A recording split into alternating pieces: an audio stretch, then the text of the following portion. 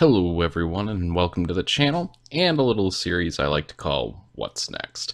I'm going to be your host Trombone, and if you're new here, expect to be underwhelmed but better informed than when you decided to click that video. Anyway, there's something new happening in the League of Legends universe, and if you're not following Riot on Twitter or stalk new champs and random vlogs on their website, there's a new champion coming out. They call him Ornn. And since he's still really new on the interwebs, I can't look up cool origins of his name or anything like that. I think he's kind of like Norse-ish. But since I can go look at a webpage and am standardly literate, I can let you know what this little fucker is all about and what you can expect to see when you head onto the Rift. Like 2 patches from today, but really like 2 weeks from now. But that's enough intro and build up. Let's dive right in. Ornn's passive is called Living Forge and Master Craftsman.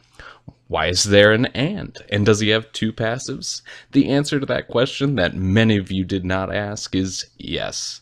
So for the first part of his passive, it really brings Dota to life in this champ. This Nord of the Rift can forge his own items when he's out of combat, so you can just shop wherever. Now, I just want to interject something here before I get to the second part. So if you follow Pro League or just keep up with the community's reaction to patches and things, you might remember the longsword and 3-pot start for ADCs and some top laners, and when Doran's Shield was a must build in just about every lane. And there was a word that kept popping up in a lot of these discussions, and that's sustain. Now, bear with me, but I think starts can be hella creative with this guy, and you can get crazy sustain just by starting a shield or a ring, but the fact that you can shop from the Rift just means that you can get really creative with your sustain and have a high impact on the early game, every game. Now, that was windy, and I apologize, but that has me so worried if I ever have to play top against this guy. Now, for a less windy explanation, let's go to the second part. So the Master Craftsman part of his passive allows Ornn and everyone on his team to have access to exclusive content on certain items in the game. However, each member is only allowed one of these upgrades. Now, it really doesn't specify at a time or per game, but either way, letting a team have a gold advantage that matters in a 60+ minute game, I'd say that's pretty good. And I thought I spent too much time on Kane's passive when I did that video. If I only knew. Speaking of something that rhymes with new, Q. Shit, that was lame. So Ornn's Q is called Volcanic Rupture. I know the new Pentakill album just dropped, but that would be a sick song name, Riot. So this ability is a skill shot that sends out a Vel'Koz W, but it does physical damage. And instead of dealing damage again when it closes, it creates a pillar that lasts a few seconds. This pillar is fully interactable terrain, which is a term I made up to mean that you can get a Poppy stun or a Vayne stun, or I'm thinking even a prog of Ornn's own E, but we'll get into that later. So that's his Q. His W is Bellows Breath. This is where Ornn gets really pissed off because he's been working a long night, has some shitty ass breath, and just feels like making someone's morning just a bit worse.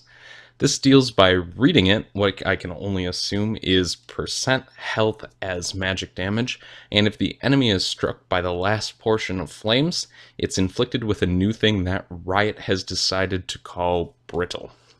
So from strictly Ornn's perspective and interactions with just this ability, Ornn's basic attacks knock back brittled enemies. But this brittle thing is a whole lot cooler than just knocking some people back.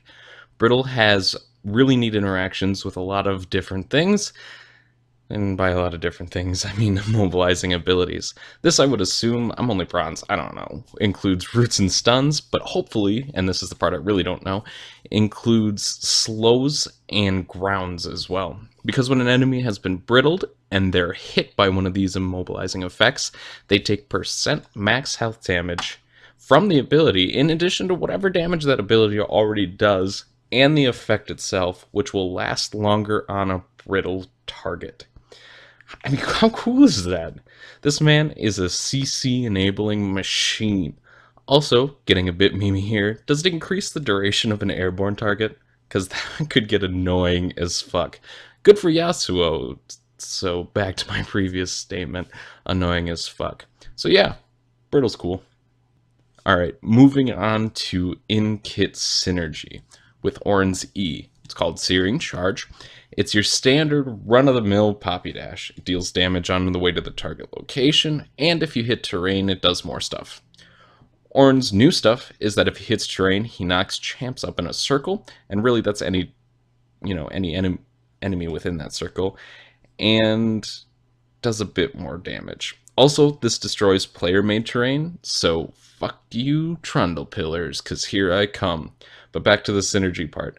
I think you could even proc the knockup off your own pillar from your Q, but what the hell do I know about synergy? I'm just a bronzy, so I can't have my own brain. Wow, that was... No, who hurt me? Alright, anyway, lastly, let's call out Ornn's ultimate.